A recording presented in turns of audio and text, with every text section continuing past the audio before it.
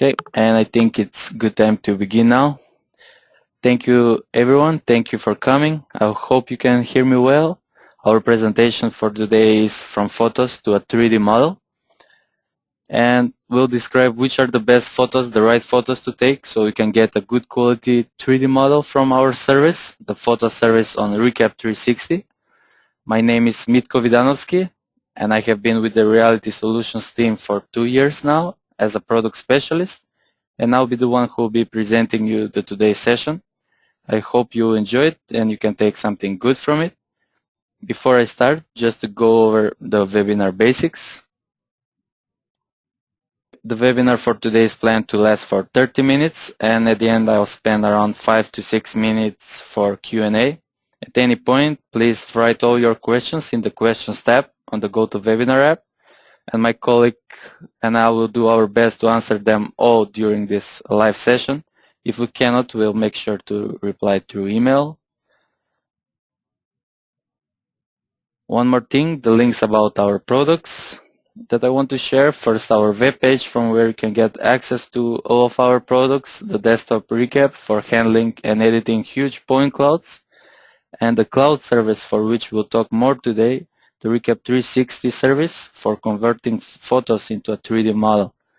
Make sure to follow us on Google+, a page that we just opened, where we'll share all the coolest projects with you and all the latest news. You can check many cool videos on Recap YouTube channel, which is rapidly growing. Many cool samples there of videos about Recap 360 reconstructions. And make sure to sign up for our upcoming webinar topics and go to autodesk.com/blogs, where you can find our blog and sign up for our next session.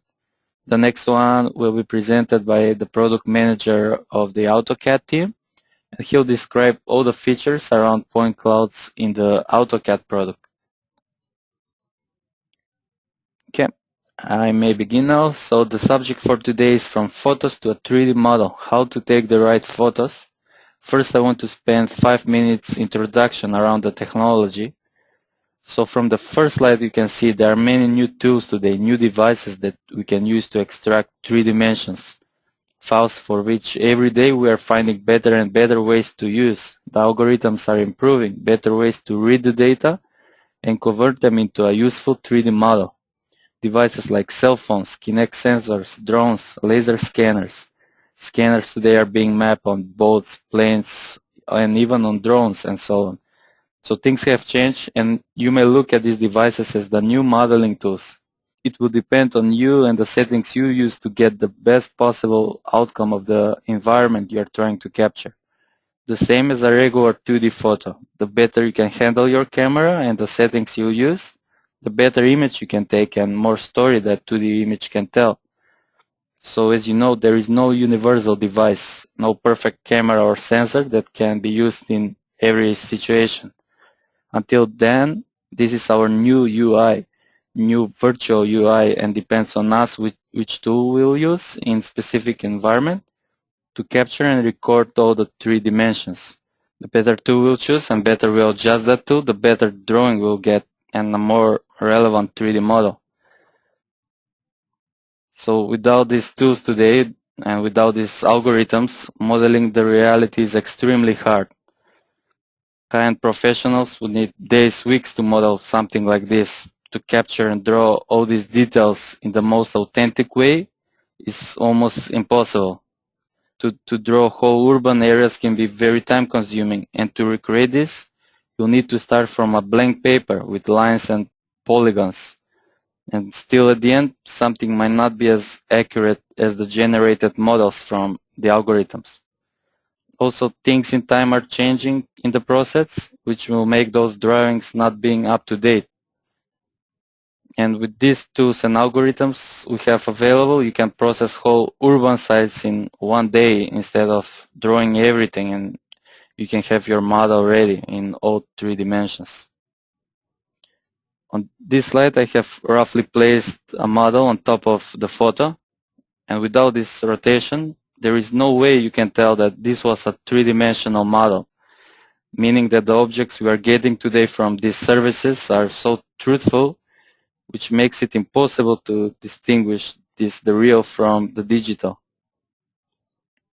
That leads us to historical preservations and understanding the possibilities today. We are seeing this new tendency from museums and archaeologists that they are starting to capture their objects and preserve them in digital form. This on your screen was a project that Autodesk did with the Smithsonian Institute, and now everyone can check these beautiful models that were done with photographs, just photographs on Recap 360 by going at 3d.si.edu. I'll share more similar projects like this at the end. So not only they have found a new way to preserve history, but also they have found a way how to bring their exhibit to anyone with internet connection. Now from your home you can have quick tour to Washington DC and study these priceless historical artifacts. From their site you can even order a 3D print model and have that same physical model as from millions of years ago. Not only to study in digital form, but you can feel and touch that real model. And this was all possible all done with photos. So all you need will be a camera, a tripod, which is not necessary, but it's recommended, and a service that will convert your photos into 3D model. Things you will need to know and why we are here today. Just follow these few simple rules, and I promise you, I'm sure you have a very good quality model reconstruction from Recap 360. When taking photos, the photos need to be as sharp as possible, clean with good contrast. More cleaner the better. Try avoiding shadows, dark areas, or overexposed surfaces.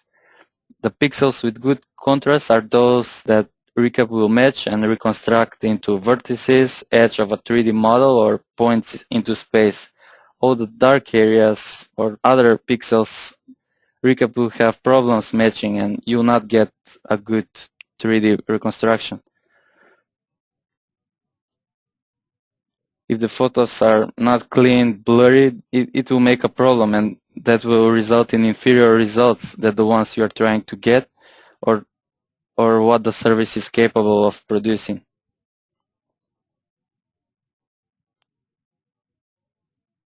So a little more detailed description before taking your capture. Don't start right away.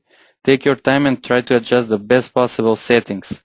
Play with the ISO, with the shutter speed, and the aperture. Try to get the perfect balance between these three key settings. Go around your object, your scene, and check for light and take few test photos. If the photos taken have good details, they are not blurry, and the lighting is even between the photos, it means you are ready and you can start. Always remember that the algorithms have much sharper eye than yours, so check the photo if it's clean until the very last zoom of your camera.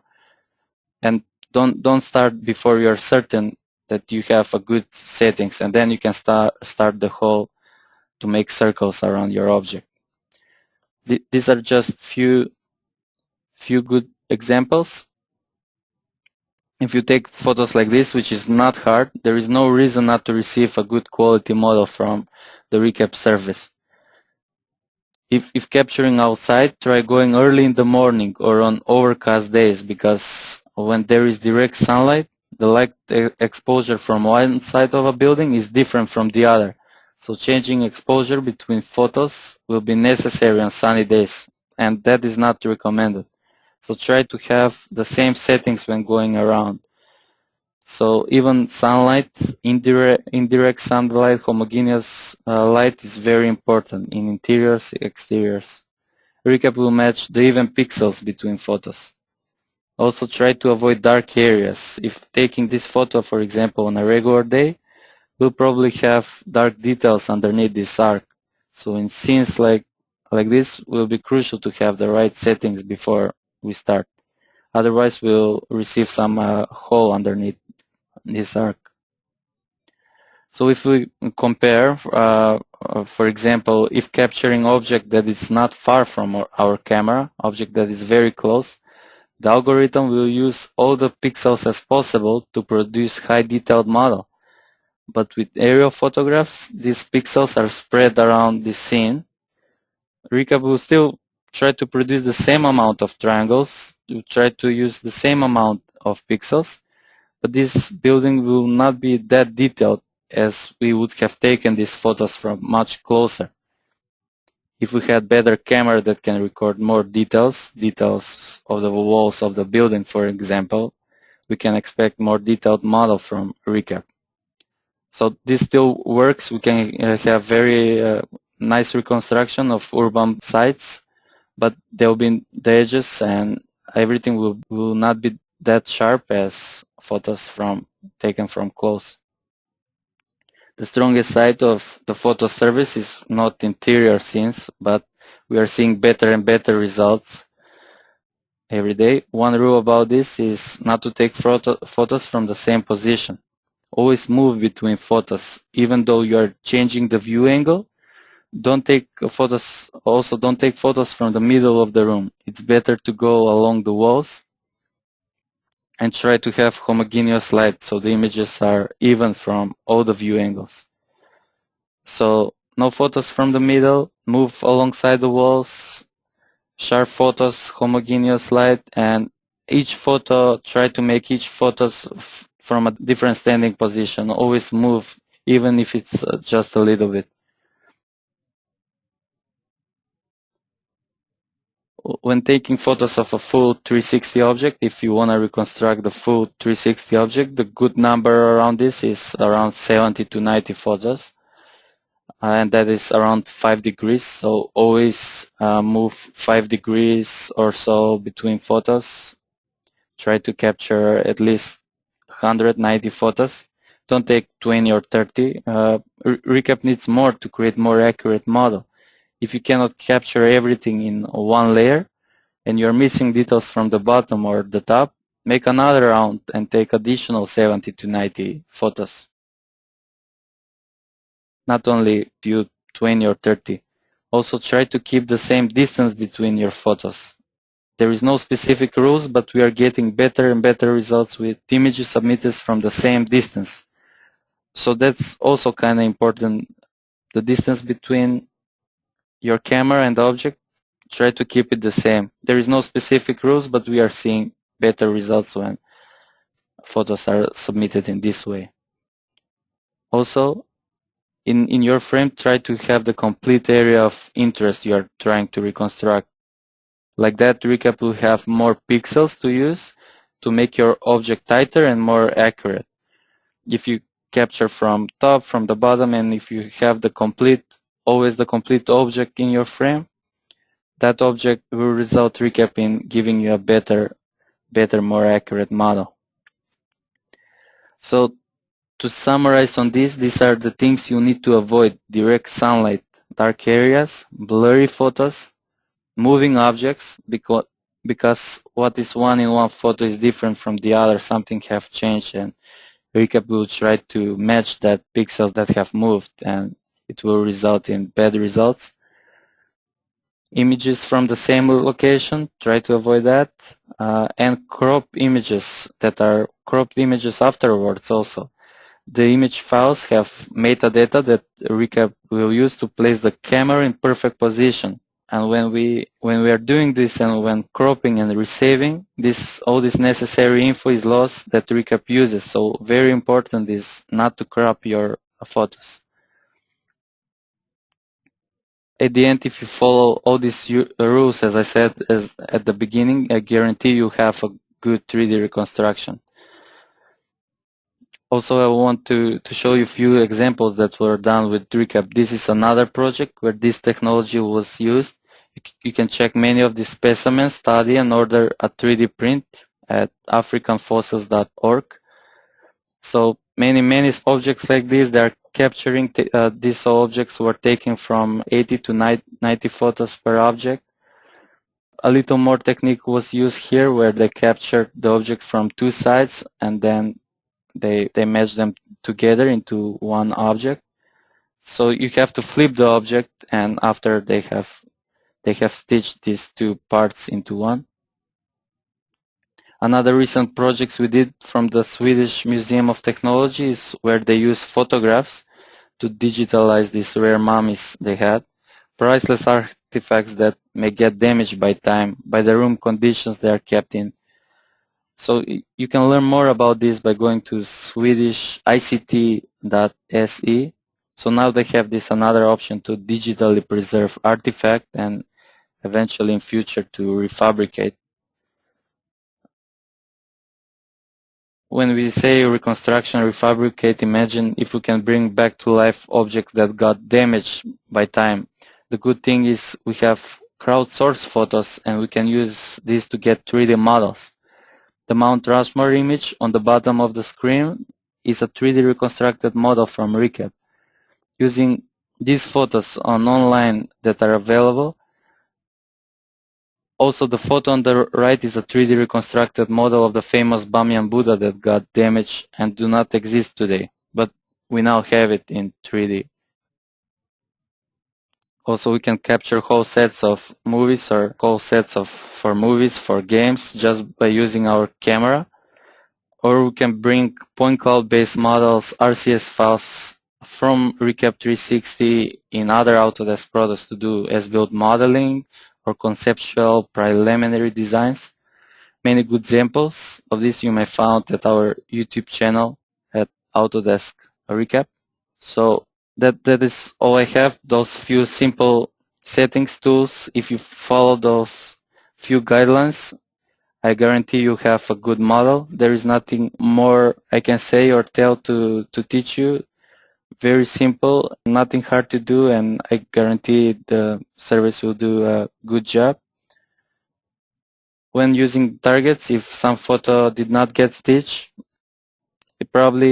instead of trying to manually align the photo, I would say it's better to see if something is with the photo, to try add more photos or to use some different set of pictures instead of manually stitching, because if the service could not align that photo, there are lower chances that you might help here, but it's not always the case. There is no specific certain rule of this, but I would recommend resubmitting another set of photos or trying something else.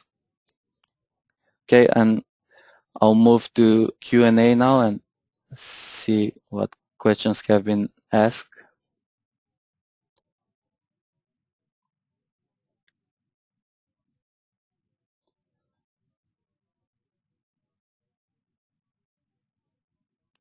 So I have this. Does it matter if the photos submitted are not in sequence? So there is no specific rule to this, but we have seen a better results when photos are submitted in order. So somehow for Recap it's easier to match all these photos and generating a good model. For example, if you submit 250 photos at once and they are not in order, some photos are from the front, some from the back, it will have a little slight difficulties to align all these photos nicer. It shouldn't be like that, but it is the case, and we have seen better results when the photos are submitted in sequence. The results are much better. Somehow Recap, it's more easier for Recap to give you a better 3D model. Okay.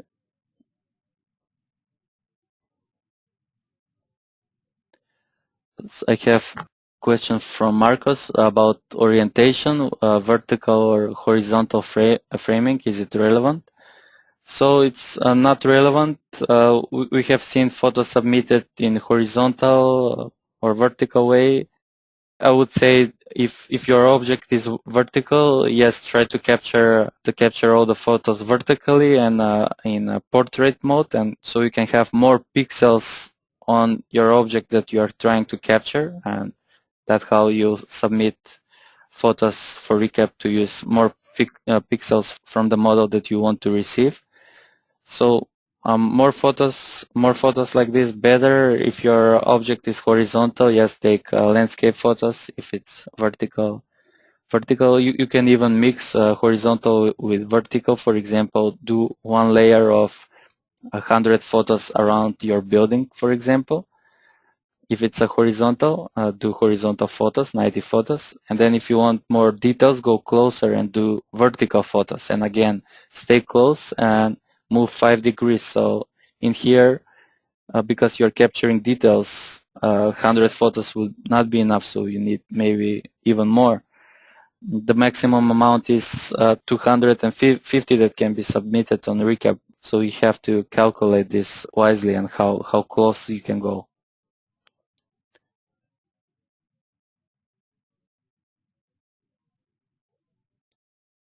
So I have a question from Andrea. The last shot of a point cloud was done with a GoPro camera. Is this the limit to extend area foot or meter square that the GoPro setup can handle? So we started to support GoPro camera. It has wider angle, wider lenses. It doesn't mean that you get better reconstructions with a GoPro. The better models we have seen are with professional DSL cameras, high density, very accurate, very tight models. But if you are in some tight corner, in some tight angles, you cannot capture everything with your regular lens. We now support GoPro, and we have had very good reconstructions of these tight, narrow hallways where we weren't successful before. So here the lenses has helped us. Also, they are easy to carry and can be mounted on a drone and flown very easily.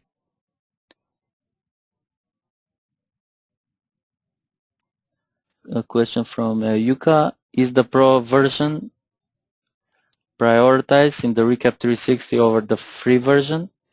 How we do this prioritization for now, I think, is it's based on the photos that are submitted. So it's based on subscription more. If you're submitting less than 50 photos, we have another queue, and we have other queue for more than 50 photos.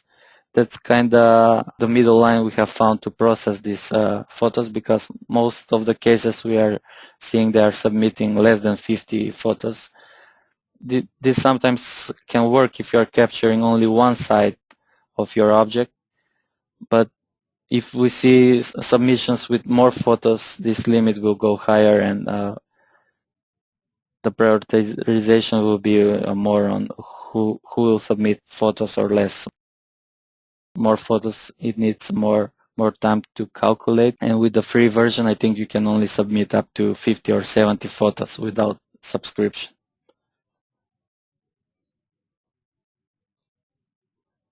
So I have a question again from Marcos. Are these functionalities available on Recap or Recap Pro? So Recap and Recap Pro is a desktop version, and it's only meant for laser scans.